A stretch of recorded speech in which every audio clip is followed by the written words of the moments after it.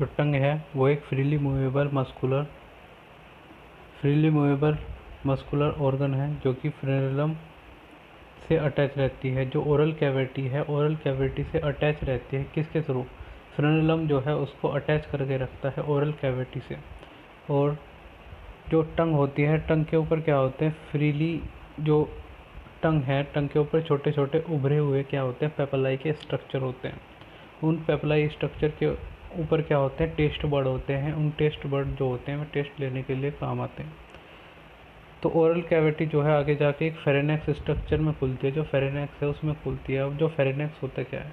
फेरेनेक्स जो होता है वो कॉमन पैसेज होता है फूड का भी और एयर का भी कॉमन पैसेज होता है।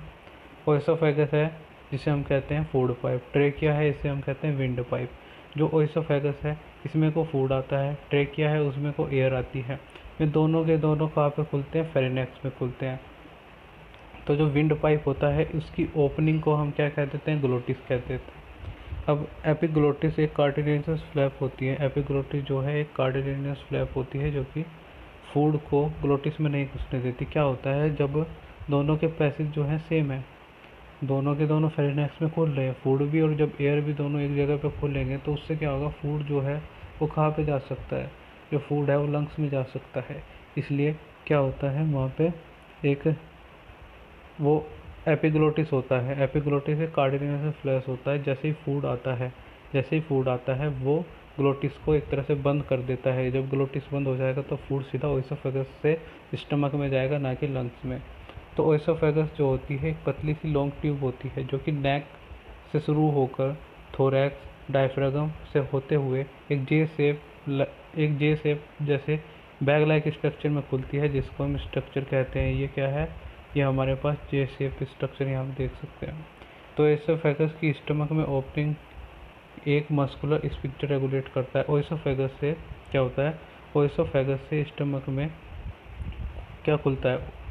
जैसे वो ओएसोफेगस होता है, ओएसोफेगस से स्टमक में फूड आता है तो एक ओपनिंग वहाँ पे लगी रहती है। जैसे कि यहाँ पे एक ओपनिंग लगी रहे तो ये ओपनिंग होती है।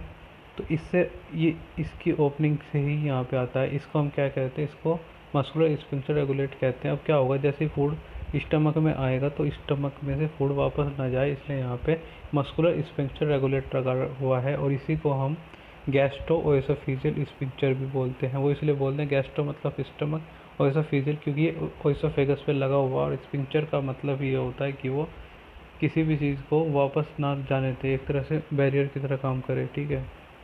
अब एब्डोमिनल कैविटी, हमारा स्टमक होता कहाँ है? जो हमारा स्टमक होता है एब्डोमिनल कैविटी में लेफ्ट पोर्शन में होता है। स्टमक के 3 मेजर पार्ट होते हैं जिनके नाम है हमारे पास क्या? एक है कार्डिक पोर्शन, दूसरा है फंडिक रीजन और तीसरा है पाइलोरिक पोर्शन। एक है कार्डिक पोर्शन, दूसरा है ओएसोफेजियल, दूसरा है फंडिक और तीसरा है पाइलोरिक पोर्शन। जो स्मॉल इंटेस्टाइन में खुलता है यह पाइलोरिक रीजन। तो यहाँ आप देख सकते हैं यह रहा फंडिक। ठीक है, ये कार्डिक होता है। कार्डिक सीधा ओएसोफेजियल से खुलता है, यहाँ पे फंडिक है और यहाँ पे पाइलोरिक।